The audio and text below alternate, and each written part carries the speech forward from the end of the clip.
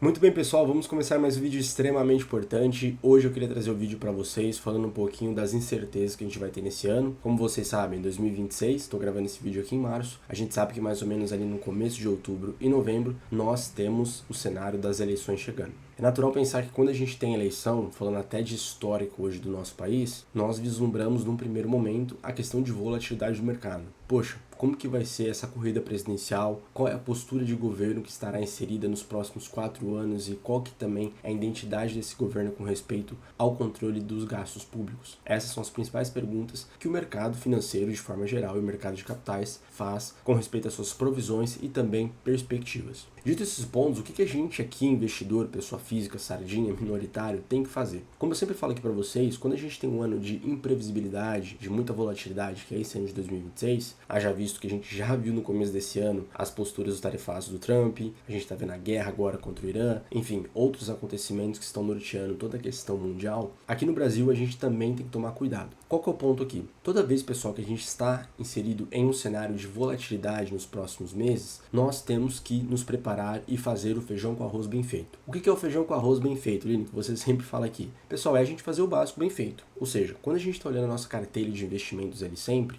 nós, no primeiro momento, dentro desse cenário extremamente adverso, nós temos que nos concentrar em minimizar o máximo de risco da nossa carteira. Ou seja, se você é um investidor conservador, moderado ou agressivo, vocês têm que ter um risco controlado, primeiramente, para depois e só depois buscar um retorno, uma rentabilidade previsível. Toda vez que eu vou falar desse linguajar técnico, eu percebo que várias pessoas ficam um pouquinho confusas. Mas qual que é o ponto, pessoal? Se você é um investidor, vamos pensar, conservador, você teoricamente tem ali a maior parte dos seus ativos na sua carteira composto por renda fixa. Portanto, se você é um investidor conservador que hoje tem uma alocação muito bem feita, muito provavelmente a sua carteira de investimentos estará alocada majoritariamente em renda fixas pós-fixadas, ou seja, aquelas que são atreladas ao indexador que é o CDI. Perceba que quando eu falo dessa porcentagem, hoje você pode pensar que essa alocação pode ser em torno de 70% a 80%, dependendo ali da previsibilidade desse investidor. E o restante, talvez buscando ali alguns títulos mais pré-fixados para gerar um prêmio no curto e médio prazo, e principalmente títulos de inflação, que certamente aí quando a taxa de juros, a expectativa ela cair, vocês vão conseguir vender esse título com um ágio muito grande no mercado, ou seja, ter uma rentabilidade interessante também. E é aí que a gente fala no sentido de tradear a renda fixa, né? Ganhar bastante dinheiro na renda fixa. Perceba que nesse momento o investidor conservador, por mais que ele escolha investir, por exemplo, em ativos um pouco mais voláteis, em fundos multimercados, em ações ou fundos imobiliários, se ele fizer isso nessa altura de campeonato, falando até da bolsa agora no momento atual, é um percalço de provavelmente acontecer alguma prerrogativa negativa nos próximos meses. Portanto, pessoal, sintetizando essa ideia, toda vez que a gente está vislumbrando um ano extremamente volátil, que é um ano de eleição, que historicamente a gente já conhece como que é o Brasil, vocês, investidores do conservador, do moderado, do mais agressivo, têm que controlar o risco da carteira para assim, depois, conseguir um retorno previsível e, o mais importante, controlado também. Portanto, todo ano é a mesma coisa. Quando a gente está falando, pessoal, de eleições aqui no Brasil, vocês sabem que todo ano eleitoral surge aquela dúvida no mercado no sentido de que, será que esse governo que vai entrar, ele vai conseguir conter os gastos públicos? Será que a perspectiva, principalmente da dívida, ela vai sair do controle? E aí, quando essas dúvidas aparecem nessas duas principais perguntas que eu acabei de trazer para vocês, o mercado, de forma geral, começa a interpretar essas expectativas para começar a fazer algumas contas ali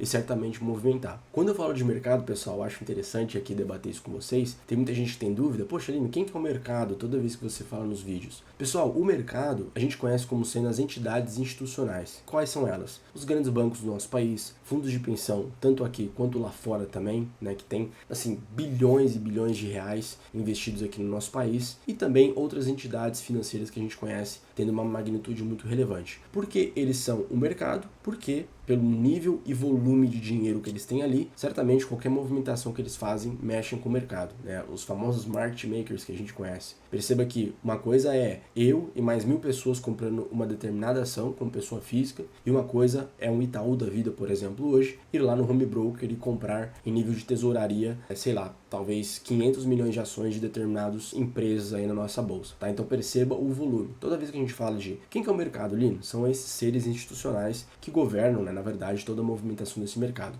Fato é, voltando para a pergunta, toda vez que a gente tem uma falta de perspectiva de controle de gastos pelo governo e principalmente uma falta de perspectiva do pagamento dessa dívida para o mercado, para os investidores, a gente começa a ter uma curva de juros mais estressada. O que isso quer dizer? Isso, pessoal, traz mais volatilidade no mercado e com isso a gente tem mais incerteza, principalmente falando de um aspecto macroeconômico. Portanto, por exemplo, aqui que eu acabei de falar com vocês, quando a gente tem essas incertezas do governo sendo de direita, de esquerda, XYZ, não me importa isso, mas que ele tem uma prerrogativa ruim no sentido de arcar com a sua dívida atual e principalmente com uma estrutura de controle de gastos públicos, os títulos, por exemplo, atrelados ao IPCA, que a gente conhece hoje, por exemplo, como Tesouro IPCA, ele começa a aumentar essa taxa. Então hoje, por exemplo, se você for lá no site do Tesouro Direto, você encontra lá Tesouro Direto pagando mais 7%, mais 7,5%. Se essa perspectiva de dívida e falta de controle de gastos aumentar ou piorar, certamente não vai demorar muito para a gente chegar em IPCA mais 8, 8,5, 9 e assim sucessivamente. Toda vez que essas taxas elas são aumentadas, certamente do lado de lá, né, que é o emissor, no caso o governo, ele vai ter uma dívida muito maior com respeito a gente que detém o dinheiro e está investindo para o governo, né, está emprestando esse valor financeiro para o governo. Perceba que uma coisa é eu, investidor,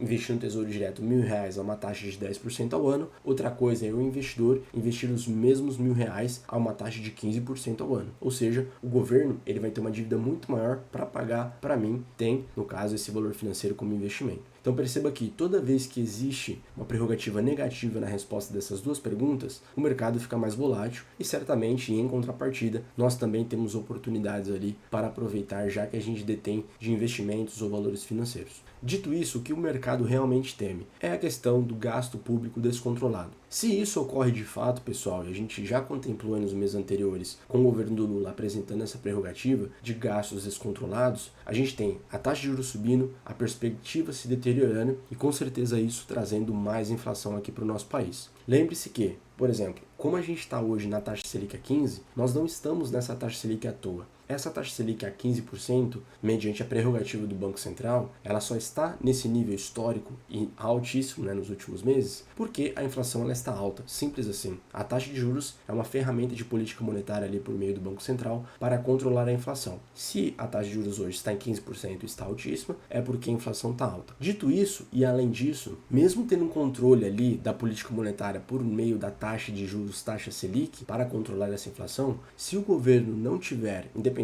se o que entrar for de esquerda ou de direita, um controle de gastos, isso vai se refletir logicamente em prerrogativas mais negativas para a gente aqui como investidor e também para o país. Até porque taxa de juros altas, a gente sabe que a inflação ela teoricamente tem que se arrefecer e o custo de crédito, por exemplo, também fica muito mais barato. Então, dito isso, pessoal, o que o mercado realmente teme? É a questão do gasto público descontrolado. Se hoje, novamente, independente de governo de esquerda, de direita, de centro, não me importa isso, o fato é, se independente do governo nós tivermos uma perspectiva ruim do controle de gastos, pode ter taxa Selic a 15, a 16, que isso não será o suficiente no curto prazo ou mesmo no médio prazo para controlar a inflação, que é o nosso principal inimigo hoje no dia a dia, aqui quando a gente está como cidadão brasileiro. Então perceba que, independente dessa prerrogativa, se o governo ele não tiver um gasto público controlado, o que vai acontecer? A gente vai manter a taxa de juros ainda alta, com isso a inflação também teoricamente vai ali estar arrefecida, não sei se a gente vai conseguir controlar ela no primeiro momento da melhor forma, mas isso são prerrogativas ruins, principalmente pela questão da taxa Selic estar alta. Lembre-se que toda vez que a gente está com a taxa Selic alta, significa que o crédito fica muito mais difícil da gente ter e obter ali na instituição bancária. Vamos pensar aí, por exemplo, talvez o empresário ou uma pessoa física, eu estou precisando de dinheiro para financiar, para comprar uma casa, para montar um projeto, para, enfim, abrir um negócio e gerar emprego, se eu for lá no banco, poxa, eu vou ter taxas hoje a 16, 17, 18, até 20% ao ano. Então perceba que, para eu correr esse risco de ter um negócio, de pegar esse dinheiro emprestado a uma taxa de 17 a 20% ao ano, o meu negócio, aquela questão que eu vou fazer ali de Prolabore, ela tem que ser muito maior que isso. Então perceba que essa taxa ela é muito, pessoal, salgada. Poderia colocar esse termo aqui para vocês. Com isso, essa falta de perspectiva, teoricamente a gente tem um controle do crescimento do nosso país. Então perceba que isso são prerrogativas negativas que, novamente, se não tiver um gasto público controlado, isso aqui não vai dar certo para o nosso país, principalmente nos próximos meses e anos também. E com isso a gente sabe também que o ciclo econômico ele fica muito mais deteriorado quando a gente pensa em país emergente comparado à perspectiva dos investidores gringos. Vamos pensar que quando o fiscal piora, que é no caso essa falta de perspectiva do controle de gastos pelo governo, a gente sabe que os juros sobem, a inflação não é controlada teoricamente, a bolsa ela sofre muito, ou seja, os ativos de renda variável que a gente conhece, ações, fundos imobiliários, entre outros ativos, a gente começa a perder o valor real ali de ganho, o crédito fica muito mais caro, como a gente acabou de falar, o dólar sobe, a inflação sobe, tudo sobe e a gente tem só prerrogativa negativa. E perceba que isso vira um efeito dominó na nossa economia, do qual para a gente voltar atrás ou mesmo se recuperar é muito mais difícil. Perceba, pessoal, que até aqui nessa altura do vídeo, essas prerrogativas negativas que eu venho trazendo nos últimos segundos, ela se dá por conta também de oportunidades. Lembre-se de que a gente que é investidor, que procura ali investir o nosso suado dinheirinho todo mês em bons ativos, investir da forma correta, é momento também de oportunidade mesmo enfrentando esse nebuloso cenário incerto. Quando eu falo desse ciclo, eu também, como brasileiro, torço para que as coisas melhorem. Na verdade, eu acho que todo mundo torce para que as coisas melhorem. E se, teoricamente, a gente ter o inverso desse cenário que eu acabei de comentar com vocês, ou seja, uma dívida mais controlada do nosso governo, uma contenção de gastos mais estruturada, e isso representado como um plano, não somente para as entidades aqui nacionais, como também internacionais, certamente a gente vai crescer e muito. O Brasil, como eu sempre falo aqui para vocês e todo dia a dia com os meus clientes, é uma grande fazenda, infelizmente, mal administrada. Porém, todavia, entretanto, não adianta somente a gente falar de prerrogativa negativa. Eu, como investidor pessoa física, torço muito para que a gente aqui no Brasil, principalmente cidadão brasileiro, consiga progredir, mas o fato é, se a gente tiver o lado positivo desse cenário também conversado aqui, qual que é ele? Poxa, controle da dívida, controle dos gastos por parte do governo, certamente, pessoal, isso daqui vai trazer diversas prerrogativas positivas para a gente como país e também para a gente como cidadão brasileiro. Vamos dar um exemplo aqui. Suponha que o novo governo ou o governo que possa vir, dependendo dessa volatilidade do mercado, comece a apresentar um plano bem estruturado e bem pé no chão no sentido de controle de gastos, certamente isso será visto com bons olhos tanto para as instituições nacionais como também para as instituições internacionais. Lembre-se de que qualquer discurso que a gente tem hoje, independente do governo A, B ou C, quem está olhando aqui para a gente lá fora, como por exemplo o mercado dos Estados Unidos, os fundos de pensão, se eles verem uma prerrogativa negativa no sentido de país, no sentido de credibilidade, vocês acham mesmo que eles vão investir o dinheiro deles aqui para aproveitar as oportunidades? Certamente não. Então perceba que quando eu, investidor, pensando que eu, nesse exemplo aqui, né, se eu fosse gringo, coloco um dinheiro lá no Brasil, compro bolsa brasileira, compro uma renda fixa brasileira, por exemplo, se eu tiver uma falta de perspectiva de credibilidade, não somente pelo governo, mas como instituição e estrutura brasileira, é muito difícil a gente atrair esse capital estrangeiro aqui para o país emergente que é o nosso. E de certa forma também a gente crescer. Fato é, se esse cenário, que não adianta nada a gente só ficar falando aqui de notícia ruim, for uma perspectiva positiva também, o cenário certamente vai se inverter para muito melhor aqui nesse ano. Ou seja, se surgir uma responsabilidade fiscal, o movimento que a gente acabou de falar pode ser totalmente oposto. Os juros podem cair, a inflação pode se conter e principalmente a questão nossa hoje da bolsa pode ir muito e muito além do que a gente está vendo hoje. Até porque no momento desse vídeo estamos gravando em taxa Selic a 15%, bolsa nas máximas históricas e com isso várias oportunidades. Mas fato é, além dessas oportunidades, a gente vai ter muita prerrogativa positiva no mercado caso essa responsabilidade fiscal seja apresentada como uma prioridade principal por parte do governo. Com isso, Lino, eu entendi os pontos que você acabou de falar aqui pra gente, mas qual que é a melhor estratégia e a mais inteligente para a gente investir nesse ano incerto? Como eu sempre falo aqui para vocês, investir da forma correta, pessoal, é você agir contra o fluxo do mercado. Se nós hoje estamos vendo a taxa Selic nas máximas, bolsa nas máximas, um ano extremamente incerto, principalmente nos próximos meses que a gente vai contemplar, é um momento prioritário da gente minimizar os riscos da carteira. Por que eu falo isso? Se você é investidor conservador, aproveite os momentos, por exemplo, de renda fixa. Hoje, se você investir, poxa, você consegue tranquilamente ter uma rentabilidade de mês a mês de mais de 1% líquido aí, de forma muito tranquila.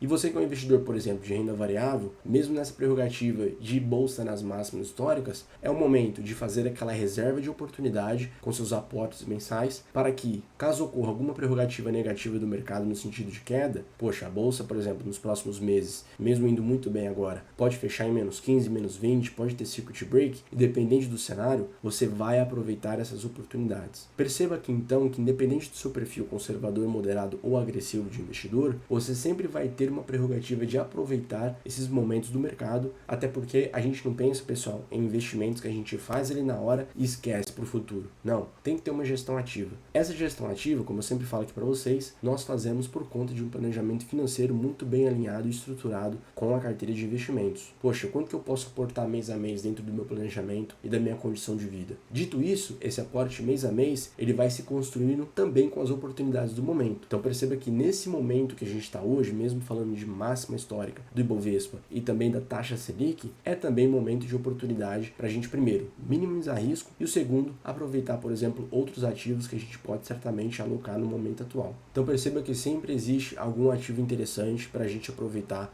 como oportunidade. Então, concluindo o vídeo, até esse momento que a gente conversou sobre pontos extremamente importantes, perceba, pessoal, que a gente não tem futurologia aqui. Nós, investidores, o que nós controlamos, o que eu sempre falo aqui para vocês, são os nossos investimentos. A gente não sabe quem vai ser o presidente lá no final desse ano, nós não sabemos como que o mercado se comportará nos próximos meses, principalmente naqueles meses mais voláteis, antecedendo a eleição. O que a gente controla são os nossos investimentos, são os ativos, é o dia a dia nosso como profissional, para gerar cada vez mais renda para a gente poder diminuir as despesas e esse excedente financeiro a gente conseguir investir da melhor forma. Perceba que se você fizer esse feijão com arroz que eu sempre falo aqui em todos os conteúdos que eu posto, bem feito, certamente você vai ter um crescimento de patrimônio aí no curto, médio e principalmente no longo prazo. Por que eu gosto de trazer até esse tema aqui com vocês? Tem muito investidor que conversa aqui no dia a dia e fala: Elino, todo ano é a mesma coisa, né? O Brasil vai virar Venezuela, o dólar vai chegar a 7, 10 reais, a gente vai ter uma prerrogativa extremamente negativa, a instituição vai quebrar. Pessoal, não é nada disso, tá? Todo ano é a mesma coisa, é o mesmo cenário, mas o mais importante, mesmo a gente ignorando esse ruído do mercado, é a gente prestar atenção naquilo que realmente importa, que é o quê? As oportunidades.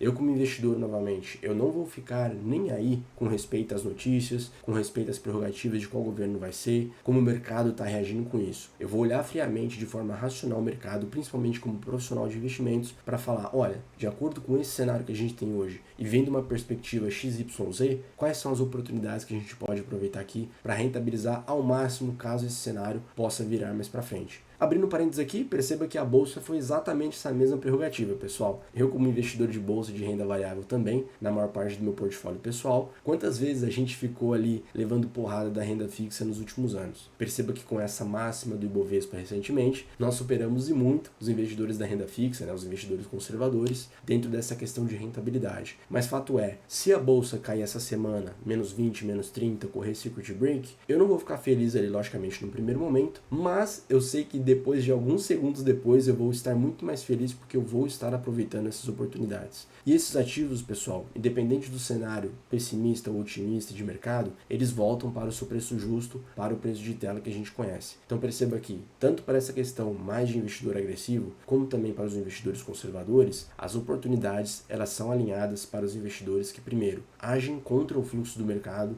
e, segundo, têm uma gestão ativa dentro da sua carteira de investimentos para não somente aproveitar as oportunidades, mas principalmente negligenciar totalmente esses ruídos que certamente tem sempre no mercado. Então é isso, pessoal, espero que vocês tenham gostado desse vídeo, atentado para as informações extremamente importantes que eu trouxe aqui para vocês, curtir, se inscrever e compartilhar com outros investidores para fazer cada vez melhores investimentos. E como eu sempre falo também no final dos vídeos, eu vou trazer um formulário aqui para vocês, fixar no primeiro comentário aqui embaixo, para que caso vocês queiram fazer parte do nosso clube de investimentos, é um formulário rapidinho aqui, você coloca o seu nome completo, e-mail, número de telefone, qual que é o seu perfil, qual que é o valor que você tem e aquilo que a gente pode te ajudar no primeiro momento, tá? Sem nenhum compromisso, mas sim como uma segunda opinião para que você entenda realmente como a gente trabalha e como nós encaramos o investimento aqui dos nossos clientes também. E portanto é isso, a gente se vê então no próximo vídeo. Um abraço.